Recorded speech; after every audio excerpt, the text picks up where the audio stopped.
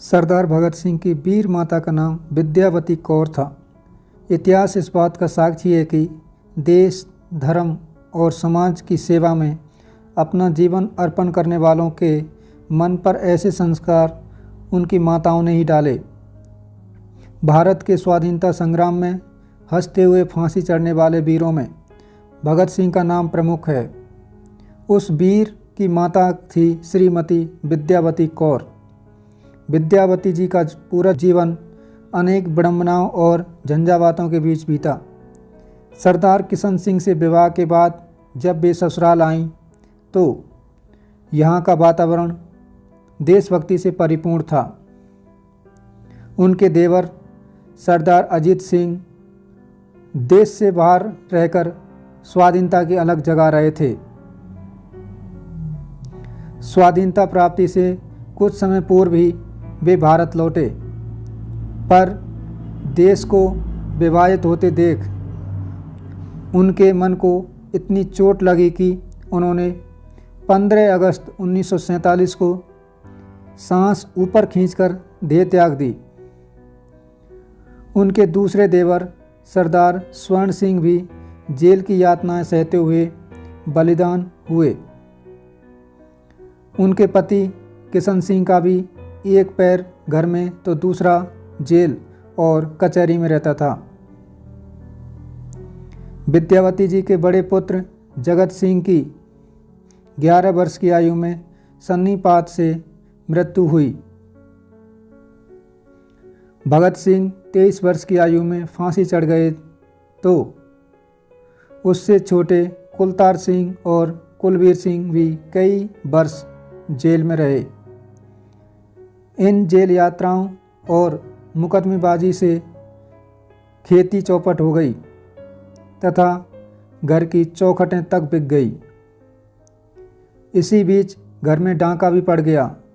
एक बार चोर उनके बैलों की जोड़ी ही चुरा ले गए तो बाढ़ के पानी में गांव का जर्जर मकान भी बह गया। ईर्ष्यालु पड़ोसियों ने उनकी पक्की फसल जला दी। 1939-40 में सरदार किशन सिंह जी को लकवा मार गया। उन्हें खुद 4 बार सांप ने काटा, पर उच्च मनोबल की धनी माताजी हर बार घरेलू उपचार और झाड़ फूंक से ठीक हो गईं। भगत सिंह, सुखदेव और राजगुरु की फांसी का समाचार सुनकर उन्होंने दिल पर पत्थर रख लिया, क्योंकि भगत सिंह ने उनसे एक बार कहा था कि तुम रोना नहीं, वरना लोग क्या कहेंगे कि भगत सिंह की माता रो रही है। भगत सिंह पर उज्जैन के विख्यात लेखक श्री कृष्ण सरल ने एक महाकाव्य लिखा। 9 मार्च 1965 को इसके विमोचन के लिए माताजी जब उज्जैन आईं तो उनके स्वागत को सारा नगर उमड़ पड़ा। उन्हें खुले रथ में कार्यक्रम स्थल तक ले जाया गया। सड़क पर लोगों ने फूल बिछा दिए।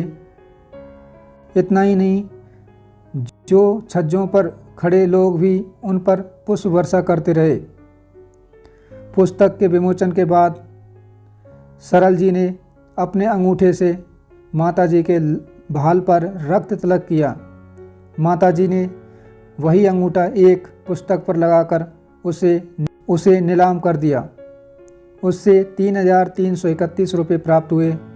माताजी को सैकड़ों लोगों ने मालाएं और राशि भेंट की। इस प्रकार प्राप्त 11,000 रुपये माताजी ने दिल्ली में इलाज करा रहे भगत सिंह के साथी बटू केशव दत्त को भिजवा दिए। समारोह के बाद लोग उन मालाओं के फूल चुनकर अपने घर ले गए जहां माताजी बैठी थीं।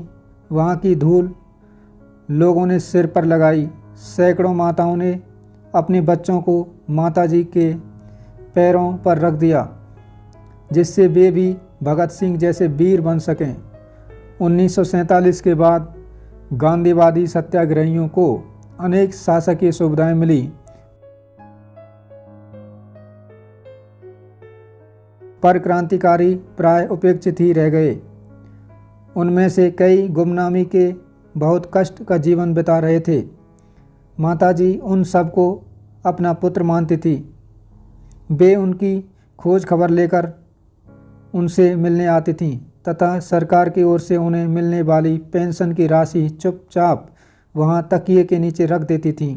इस प्रकार एक सार्थक और सुदीर्घ जीवन जीकर माता ने दिल्ली के एक अस्पताल में 1 जून 1975 को अंतिम सांस ली। उस समय उनके मन में यह सुखद अनुभूति थी कि अब भगत सिंह से उनके बिच्छू की अवधि सदा के लिए समाप्त हो रही है। वीर माता की इच्छा थी कि जहां इन क्रांतिकारियों पुत्रों की समाधि है वहीं पर हमारा दाह संस्कार करें। आज फिरोजपुर में हुसैनीवाला में पंजाब माता समाधि है। लोग आकर अपना श्रद्धा सुमन चढ़ाते हैं। कितने कष्ट सहे माता ने, युग समान व सदी गई।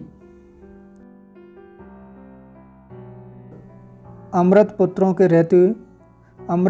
के रहते फिर भारत माता त्रस्त ना हो। तो दोस्तों, ये भगत सिंह की माता जी की जीवन की हकीकत कहानी है। तो दोस्तों, अगर मुझसे कोई गलती हुई है तो मुझे माफ़ करना, मेरी गलती को ज़रूर बताएं। और दोस्तों, अगर आप हमारे चैनल पर पहली बार आए हैं तो प्लीज़ चैनल को सब्सक्राइब कर लें और बेल नोटिफिकेशन को दबा दें। वीडियो को लाइक करें और चैनल को सब्सक्राइब करें। ऐसी कहानी सुनने और जानने के लिए हमेशा हमारे साथ बने रहें। थैंक यू दोस्तों। जय हिंद, जय भारत।